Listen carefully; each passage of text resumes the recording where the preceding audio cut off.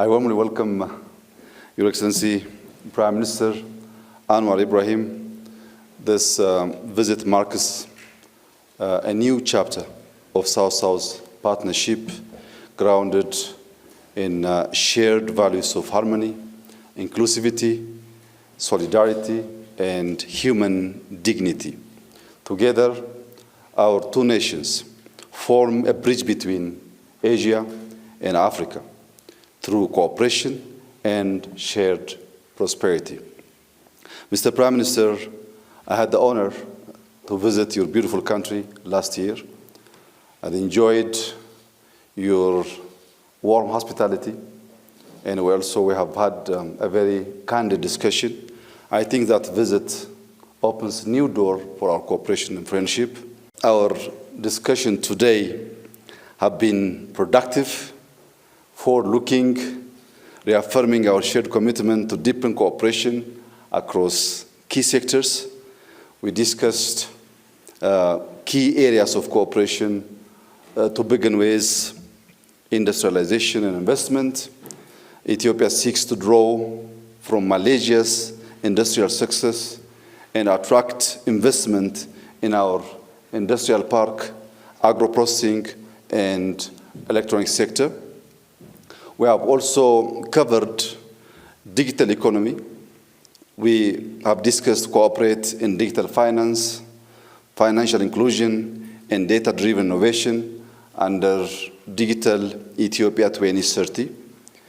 We have also discussed on skills development, aligning training with industry needs and a boost youth employment.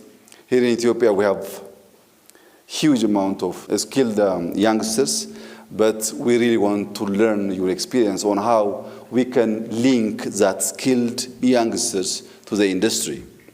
We have also covered green growth. As you might already heard, Ethiopia has chosen to host COP32, the biggest summit on climate. We really feel honored to get this opportunity. We will definitely deliver and make proud everyone who has trusted Ethiopia.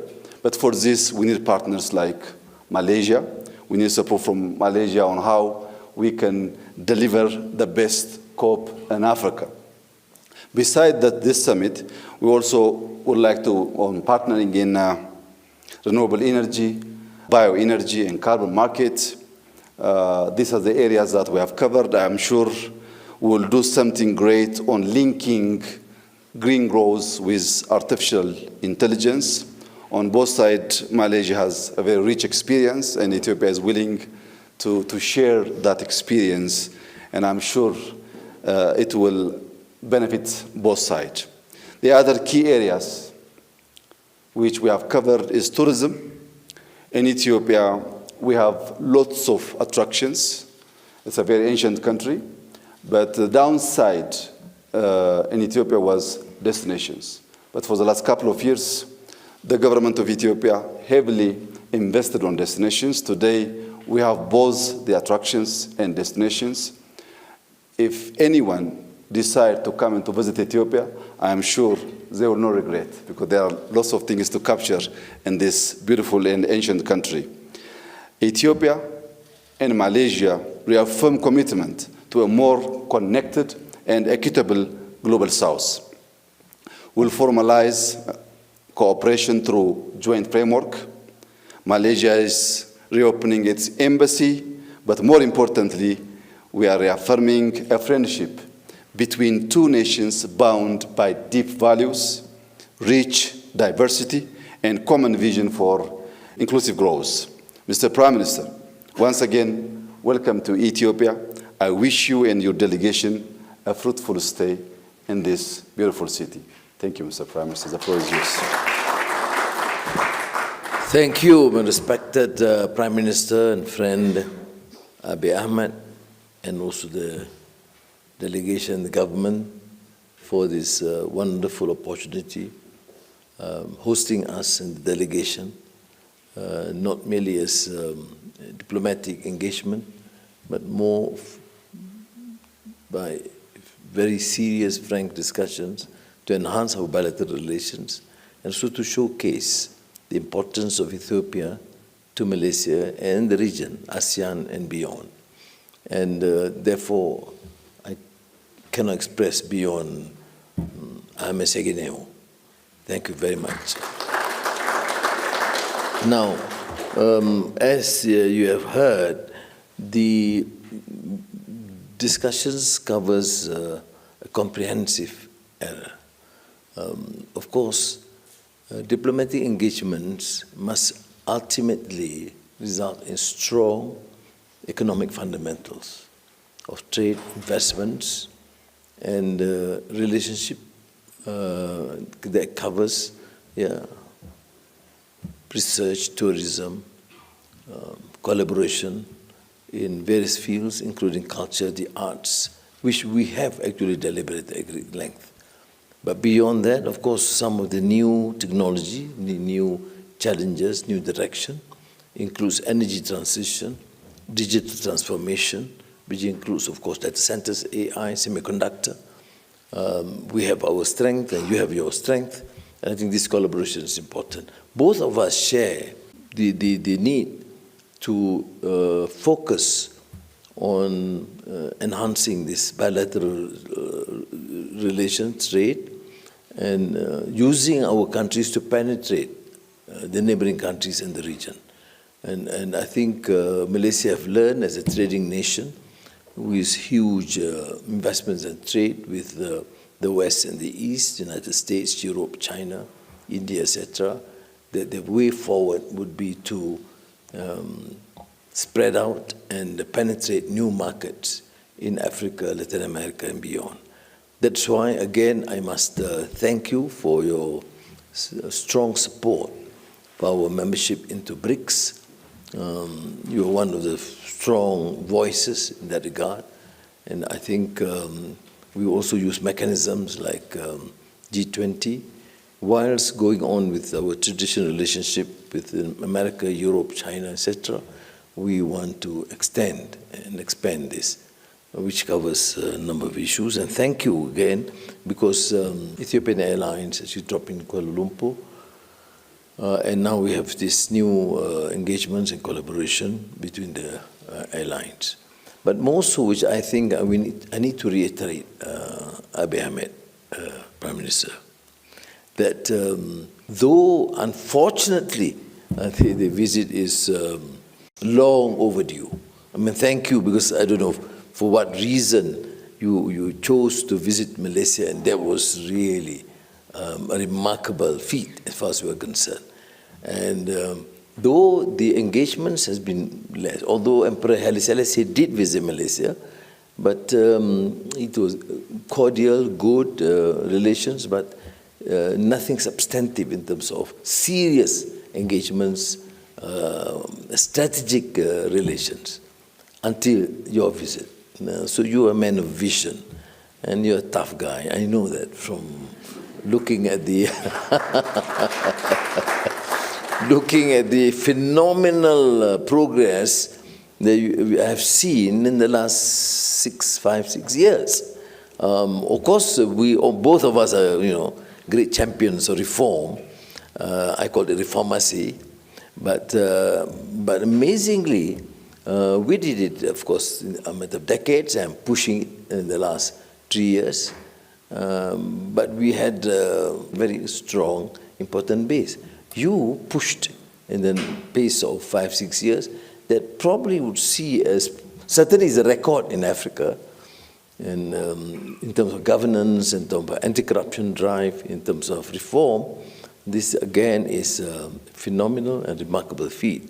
But what is normally not well known is that, despite the fact that not many visits at the high level, I mean the first Prime Minister visiting here, but Ethiopia is known to Malaysians. Some know it as Habasha, some as Abyssinia, but it's Ethiopia. And he went through, at least from our historical viewpoint, is as far back as 1,400 years during the time of Prophet Muhammad sallallahu alaihi wasallam, when his uncle Ja'far Siddiq was sent to seek asylum from a Christian emperor. You see, and this to me is important, and I did refer to this subject this morning, but I think it's important to remind, even for us Malaysians, as a multiracial, multireligious country, sometimes people tend to forget this Christian Orthodox Church under Emperor Najashi listened to the appeal by the Muslim emigrants after they were tortured and oppressed in Mecca. And there were counter-arguments to appeal to the emperor not to consider. But the emperor was certainly, a devout Christian, a very compassionate man, a king or emperor, listened attentively and assured the Muslim immigrants that they will be protected, that this country will assure and guarantee the safety of the initial Muslim immigrants into the then Habasha or Ethiopia. And it is a great story to tell, Prime Minister Abiy Ahmed. It is important in the days here in the world where there's so much enmity, discord against either Muslims or Christians or Hindus or Buddhists everywhere. So these are stories, and these are real stories, that the role played by a Christian, Orthodox Church here to protect not only initial Muslims, but under the leadership of the uncle of the Prophet Muhammad sallallahu alaihi wasallam. My visit actually is partly, of course, because you are a dear brother, but also sentimental in that sense. And I think can convey a strong message.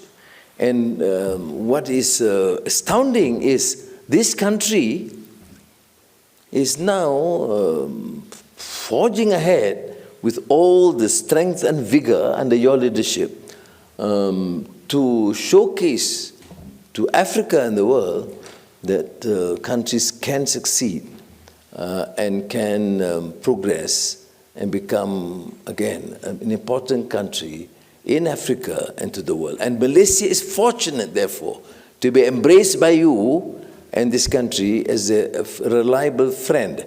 And let me assure you, to conclude this remark, that we will do whatever is necessary, my dear Prime Minister Abiy Ahmed, to ensure that these relations between Malaysia and Ethiopia will be, showcased in terms of what true friendship and two countries with trust and affection to build in the interests of our people.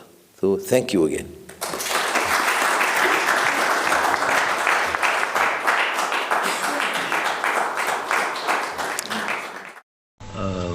Kalau ketimbang negara Malaysia memang masih jauh ke belakang, tapi walaupun kepesatan perubahan itu menarik bagi saya. Jadi kita telah bersetuju selain daripada pemeteraian 8 dokumen kerjasama yang dilakukan, tapi yang pentingnya kita telah bersetuju untuk mencari apa juga jalan supaya dapat meningkatkan kegiatan perdagangan dan kerjasama dalam semua bidang, dan itu Kementerian Luar dan Tuan Zafrul akan ambil tindakan.